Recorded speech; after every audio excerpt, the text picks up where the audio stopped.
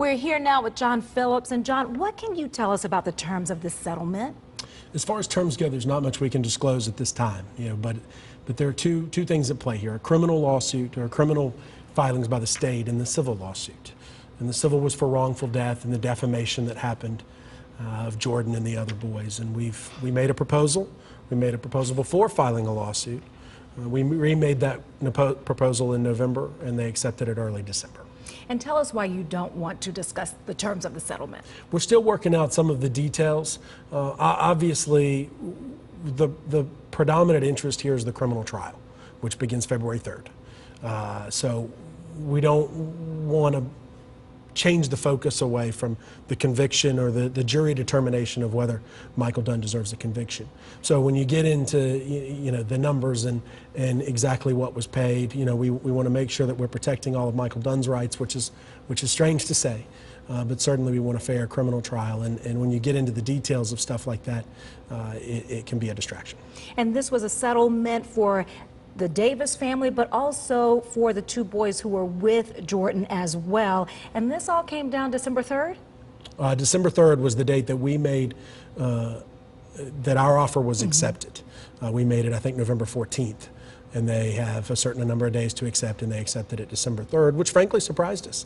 We were embattled, ready for, a multiple year litigation. And we were happy that this resolves, it gets closure.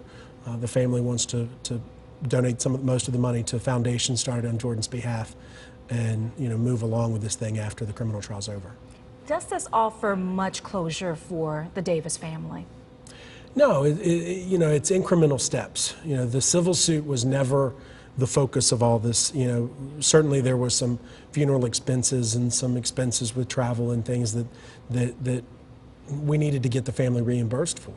But the civil lawyer's role, people focus on the money. It's really not the money as it is the principle here, and making sure that the wrongful death that was committed here was recognized, and it was. And there's some other issues we can discuss post-criminal trial that we feel set some precedent here related to gun violence cases. And the family does want to spend a lot of their time really talking about gun control laws. Is that how they want to spend the money? Certainly. There's two foundations that have been established, and the majority of the money is going to go to that. In fact, Lucy's going to be giving out several scholarships this spring to kids in Jordan's name, which is just fantastic. And in fact, anybody that wants to apply for one of those scholarships certainly can go to walkwithjordan.com and learn about that. But certainly the travel that we've been to DC twice. There's been travel all over the country trying to advocate, and that does come with some degree of cost and expense, and it's also going to be a source of the funds. Is this for children or for students just in our area or all over the nation? All over the nation. All over the nation. Now, Lucy lives in Atlanta, but I think the majority of her focus is Jacksonville. I think that's where they're largely looking at kids coming out of high school because they'd have been Jordan's peers. Right. Why settle before the criminal trial? We make an offer. We don't control when the acceptance is settled, but you certainly want closure. And for a criminal defendant to, in some ways, admit responsibility certainly is significant, and we want that closure as soon as possible. There is a 2-year statute of limitations. We're well over a year from the time that this occurred. So we're not talking about much of a window that we had to file these lawsuits. And I can only imagine, as time continues to tick on for the family, how this continues to affect them, how this continues to lag and drag on, because now we do have the criminal trial to look forward to for them. It's been miserable. And my role as an attorney is often, you see it as the advocate or the spokesman, but what you don't see is what's behind the scenes in dealing with people that have become really close friends of mine, and the tragedy here ripples down to my own 2-year-old, and looking at him every day. And we got him a new pair of Air Jordans yesterday, and it was the first person I thought of was Jordan.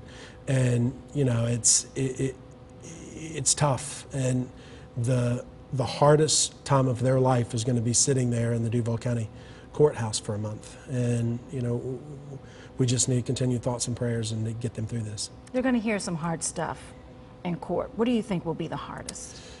You know, the criminal defense job, kind of what you saw in Trayvon Martin. Now, we're talking about two separate, entirely different situations. But anytime you see the victimization of the victim, that's going to be tough. And hearing, you know, some of the stuff that you've heard already about the boys leaving the scene when they didn't, or Jordan, you know, being antagonistic and depicting Jordan as something other than what he was, you know, a well-raised young teen.